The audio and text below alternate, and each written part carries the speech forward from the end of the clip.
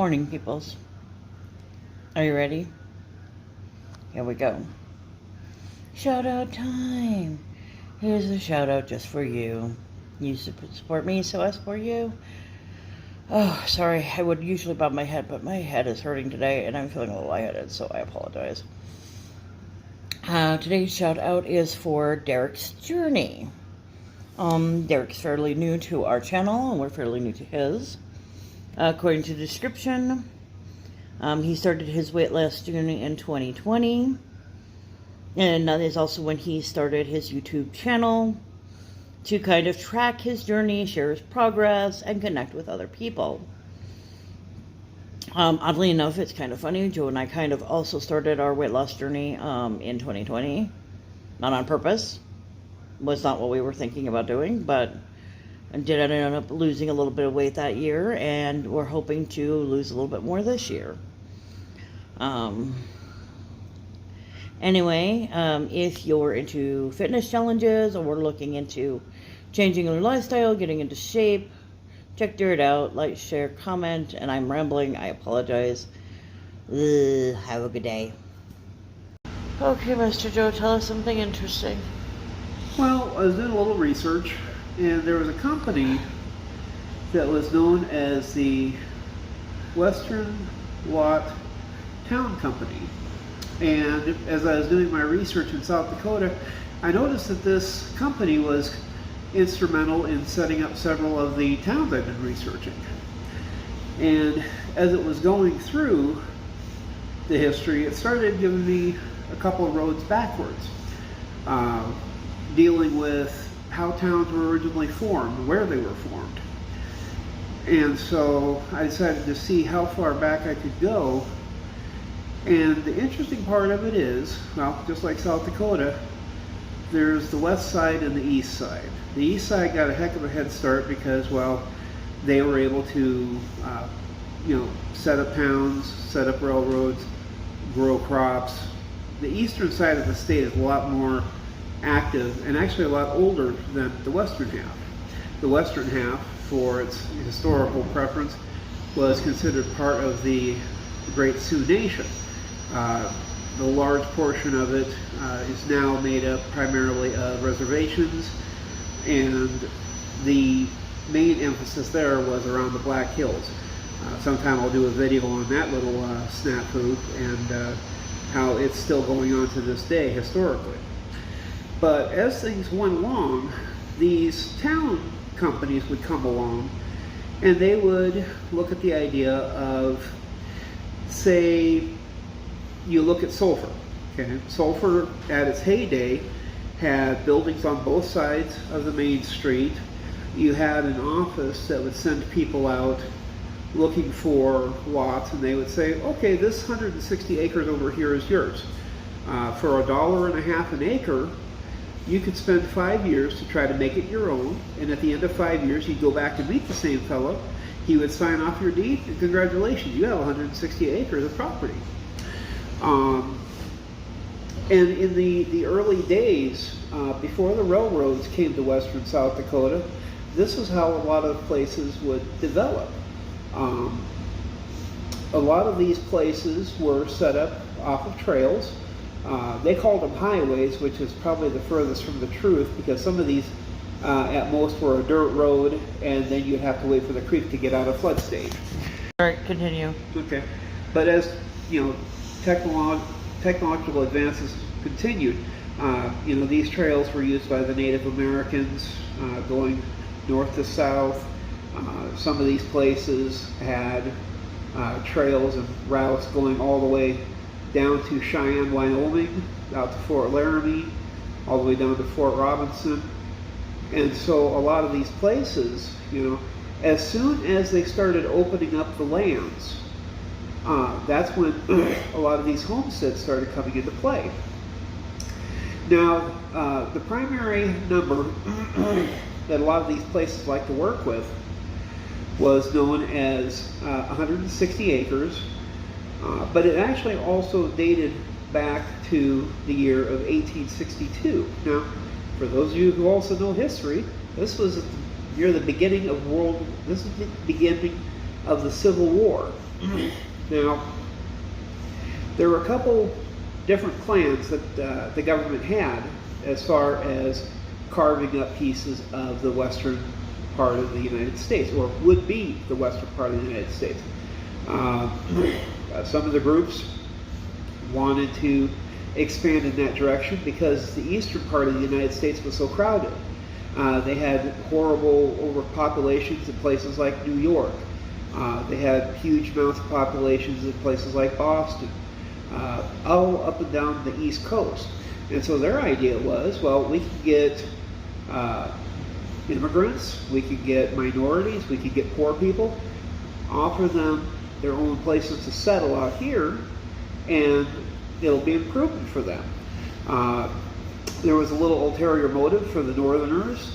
Their idea was by moving people out here, it would be less area for people in the South who owned slaves to go out there and set up their own massive farms with slave labor. As it was, the South also tried to do the exact same deal. Needless to say, neither side really was able to reach a full agreement on the plan until 1862, when Abraham Lincoln was able to get the plan to go through because, well, a whole bunch of southern states seceded from the Union. What a concept. But as things went along, when you talk about setting up these homesteads, a lot of things can go right and a lot of things can go wrong. One of the things that they obviously would have to look at right away is how hard is it to get a hold of water. Some places could be next to a creek, some places could be next to a river, or they may even have to dig a well. A couple of the places that we've actually been to, that was the number one thing that pretty much ended their town. Both Onwonka and Stanford, both were nice little towns, but they suffered from a lack of water. One of them that was kind of crazy was Smithville. Smithville sat right next to the Cheyenne River, but they had no wells. So they ran the problem with fires as well. But some places worked really hard to get these towns to get to a stabilization point. When they looked at railroads, the interesting little thing I found online when it was talking about what they called the Great Dakota Boom, it started about 1878 and went through 1887. Interestingly enough, the population in 1870 in South Dakota was only 11,776 people. Not that many. The big thing to also realize is that was pretty much everything east of the Missouri River. Now, as population started to stabilize after the Indian hostilities that occurred in Minnesota and Iowa, and then they were able to spread those tribes into their given reservations. The Civil War hampered a lot of people moving out this way because the people that would normally be, securing the forts out here, they were busy fighting war out east. Now, there also were a couple episodes of panics as far as the economics would go into things. 1857 and 1873 saw two very large panics causing economic depression that would make it really hard for farmers to operate their farms, get good prices for their crops, made it really hard for farmers just to advance beyond where they were presently situated. Another one of our famous problems that we have out here, back then in the 1800s, you had swarms of locusts. It almost sounds like biblical. There were droughts in 1857, 1862, and 1873. And then if you want to tack on the locusts in 1864, 65, 73, 74, and 76, it doesn't sound like a really happy place to go move to. It's kind of hard to talk farmers into saying, hey, let's go over here, let's plant some crops, and let's make some money. A lot of farmers were really hesitant to even come to the state. Once the Civil War was finished, that's when the railroads started coming across the concept. As soon as the land would open up, they might be able to expand some. Now, the original problem that they had was back in 1878, there was only two railroad lines that had actually been built into the state. The Chicago, Milwaukee, St. Paul, and Pacific Railroad Company had built a line about 54 miles long from Sioux City, Iowa to Yankton. For those of you who don't know the geography, it's this way down in the far southeastern corner of the state, right along the river. And then there was another line that was built up with the Chicago Northwestern Railway Company, and that went from a 34-mile long line from the Minnesota border to Lake Topeka, which is near the present location of Watertown. Now, the major reason why they were slow coming into the area, again, Congress hadn't really given the railroad companies large grants of land in the state as it had in North Dakota, Nebraska, Kansas, and Oklahoma. So these other states all were blooming with railroads going west. South Dakota was kind of like, eh. Now, as things went along, here's where it got kind of interesting. From 1870 to 1890, the population of the state grew. Now, the original number was 11,766. In 1890, 328,808 people. Farms increased from 1,700 to 50,158. And the platted towns, the ones that are actually set up with the grids, went from 6 to 310. Now, the key thing to look at there, the railroads to their right were a great draw because, you know, these people, they'd gone out, they'd settled, they'd set up their, you know, places to live. When you think about a homestead, okay, we looked one up, and they have one down in Nebraska. Sometime we're going to have to make a trip. And the crazy part of it is, it was an 11-foot by 15-foot shack. Go ahead and get your rulers out, check this out.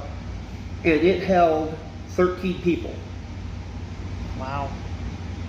Mom, dad, 11 kids, all squashed into that little tiny house.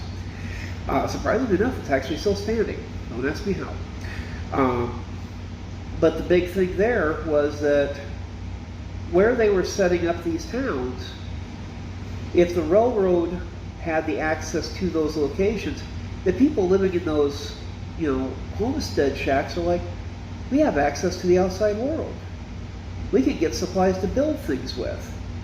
You know, for a long time out there on the plains, I mean, you guys have seen some of our videos, there's not a lot of trees, you know, unless it's by a creek or it's in the Black Hills. There's a lot of wide open spaces out by New Underwood. Wide open spaces. And what wound up happening is, you know, there was nothing really to, you know, make your fence posts with. You really couldn't do much as far as homesteading went. I remember reading one time when a guy wanted to go set up a homestead out there by Grindstone. Very little trees. So he literally had to bring everything with him, and I think they wound up using one of his wagons to turn into a homestead. What a concept. But the other thing that was kind of drawing people to the west, of course, was the rumor of gold, which was later proven to be factual by Custer's expedition in 1874. Now, once that happened and people started heading out this way, there was something to draw them over to this end of the state. You know, there were people that wanted to make it rich. There were people that wanted to, you know, obviously sell to the prospectors. Business was working very well heading from east to west. When you take a look at some of the routes that the railroads went through, a lot of those towns that went east to west, they were all railroad towns. We talked about a few of them as they, you know, traversed along. You had look at places like, you know, Belvedere, Draper, Presho, all the way up to Rapid. Interestingly enough, the first train that made it to Rapid didn't come from the east. It came from the south, up the way Buffalo Gap came. So you could go all the way from down by Fort Robinson in Nebraska, straight north, And you can also count off those towns that are all set up along those railroads. The railroad actually still uses those tracks to this day.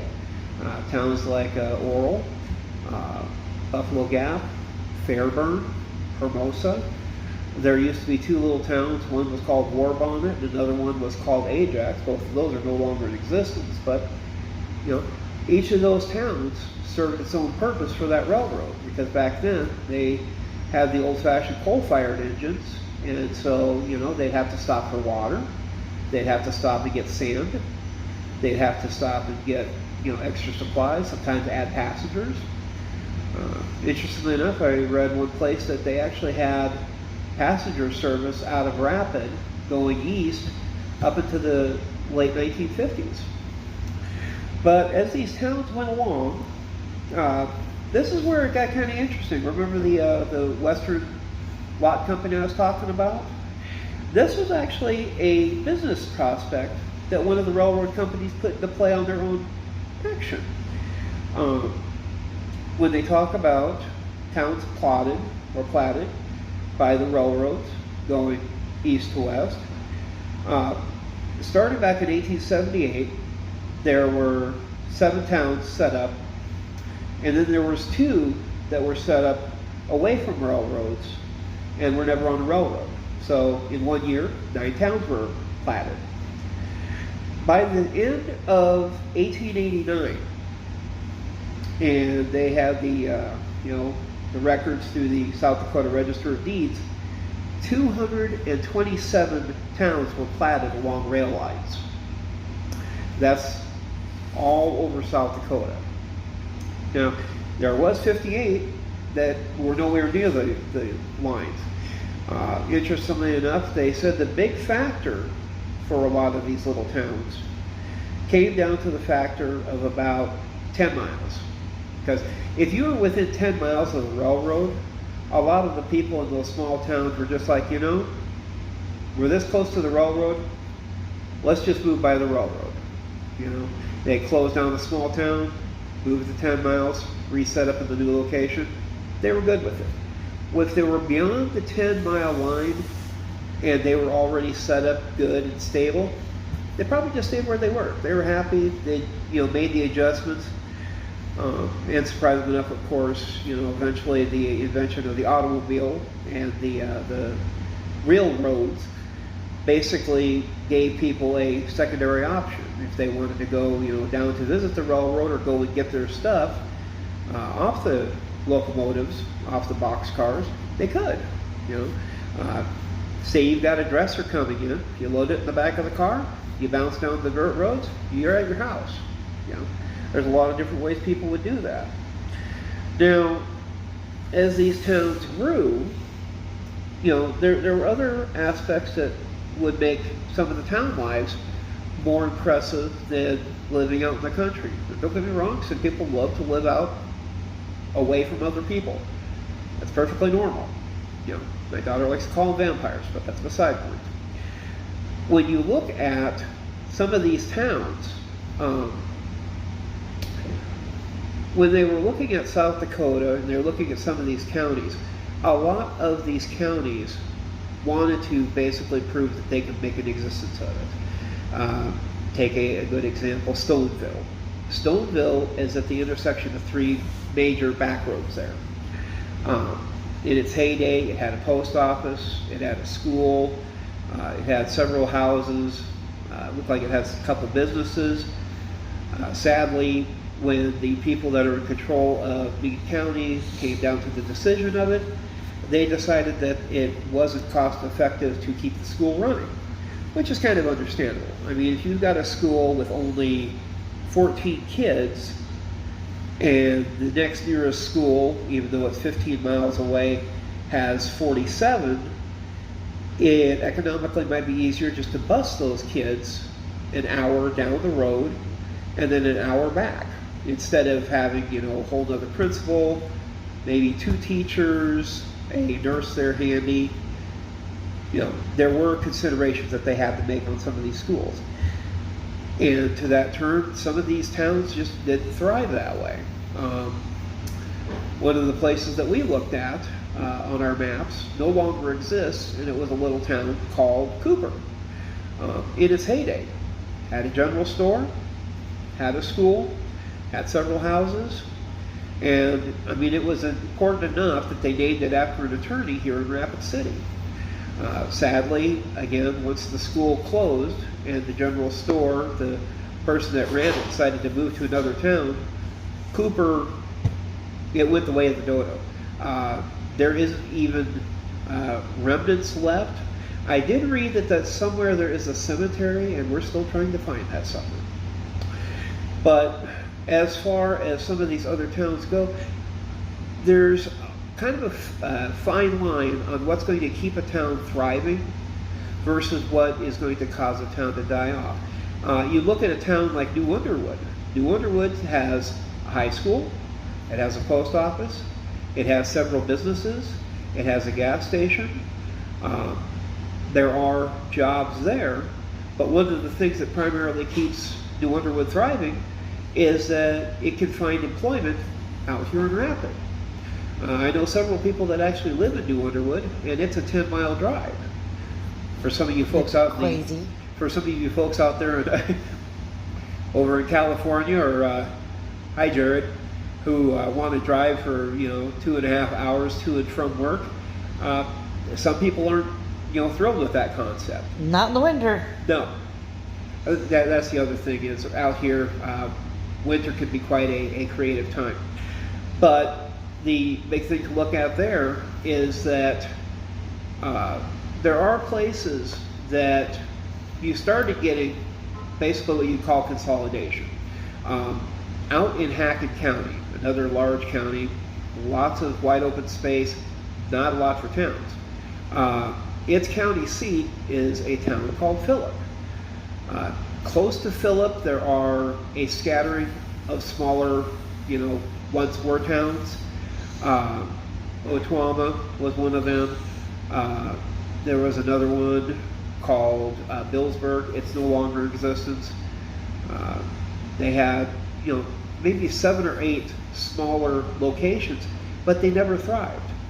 The big thing there that helped Phillip more than anything was the railroad came through there, so that if you're raising cattle or you need supplies or something, the railroad could deliver it, or the railroad could take your animals off to the stockyards. Meat was a very big product, and it still is to this day. But a lot of those smaller towns, either they were too far from the railroad, or me and Sue have discussed this before, is that you're probably looking at some of the last generations that were in those areas. Once the people passed on, the towns no longer had a population. We see some houses out by Red Owl, same issue. Their post office is gone, their school's empty. The closest town is Union Center. So a lot of the things that we see that were part of the thriving point in what grew South Dakota, now you still have, you can call it 1.5 railroads. There's the long line that goes from here out west to Rapid. There is the Rapid line that goes south into Nebraska. And then there's the one line that goes from Rapid up through Belle Fourche and out. There used to be a lot more up by Belle Fourche, but they wound up closing 2 of their main railways up there. And so now most of their lines continue on west into Wyoming. But the big thing to look at there, and like Sue was mentioning, the weather out here, sometimes it can just be completely awful. We saw a picture earlier on Facebook, and it mentioned in 1936, showed this desolate little homestead.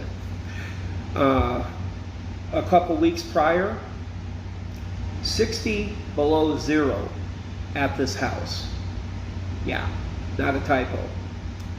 And then to make matters even worse, a couple weeks later in July, they had 23 straight days of over 100 degrees.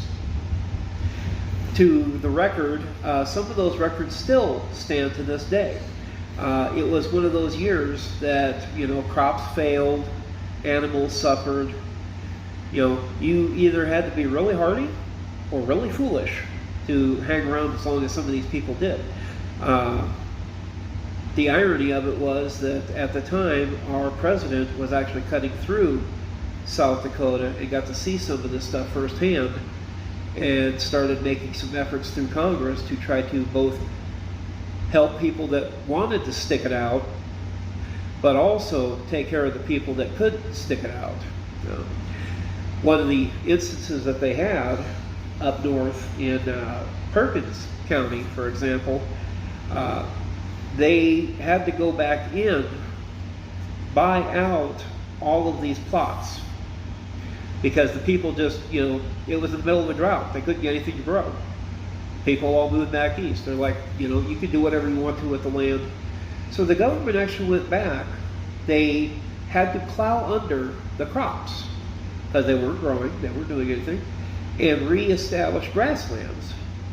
And it's now a grassland park up there by a place called Shade Hill. There's a lake, there's hiking trails, there's a couple cemeteries, and there's a lot of stuff up there that the government had to rethink how homesteading was going to work. Now, the other little thing I was going to mention about the joys of homesteading was this happy little park here with the principal. Again, 1862, opened up millions of acres. And it wasn't just South Dakota. Some of the more famous ones was like down in Oklahoma. All of you know about Sooners. There's also Boomers, loud people. But what wound up happening there was that you had people that wanted to basically get into Oklahoma and get the prized lands, the good stuff. And then our military had to march them back out. Now, additional laws were drawn up, besides the 1862. They did one called the Southern Homestead Act, 1866. It was sought to address land ownership inequalities in the South during Reconstruction. Explicitly helped Black Americans and encouraged them to participate. Kind of slowed due to discrimination and systemic barriers. They also had one come through that the girl would like called the Timber Culture Act of 1873. It would grant land to a claimant who is required to plant trees. The tract could also be added to an existing homestead claim and had no residency requirement. In 1904, there was one called the Kincaid Amendment, which would allow a full section, 640 acres. This was primarily done for new homesteaders settling in western Nebraska. They discovered that western Nebraska is, well, desolate? Very desolate. Very sandy, very poor quality of land. Not a lot of things would grow. And then another amendment they mentioned was the Large Homestead Act that passed in 1909. And this doubled your original allotment from 160 to 320 in marginal areas. Again, trying to help increasing the lands. Some of these were just to the east of the Rocky Mountains because they discovered, well, with the irrigation systems and stuff really kind of, haphazard, they were going to need ways to get these people more help as far as how to produce. And then another one that was put in was in 1916, and that was the National Stock Raising Homestead Act for ranching purposes. Big one around here because, well, whereas the farmers are big in the East River, ranching is pretty big in the West River. But interestingly enough, the last homesteading that was going on actually just shut down not too long ago. They were still doing it in Alaska up until 1986. Here in the regular states, it was shut down in 1976. But about 40% of all the applicants who started the process were able to complete it and obtain the title for their homestead land after paying the small fee in cash. Little sad note, it does mention that this helped deplete Native Americans' lands in the United States. However, I also did do some research, and they are starting to see those lands returned to the Native Americans in various forms and locations around the United States. So, but this has been Joe, the bearded historian, with a little tidbit of facts. Folks, have a good one, and we will talk to you next week. Class dismissed.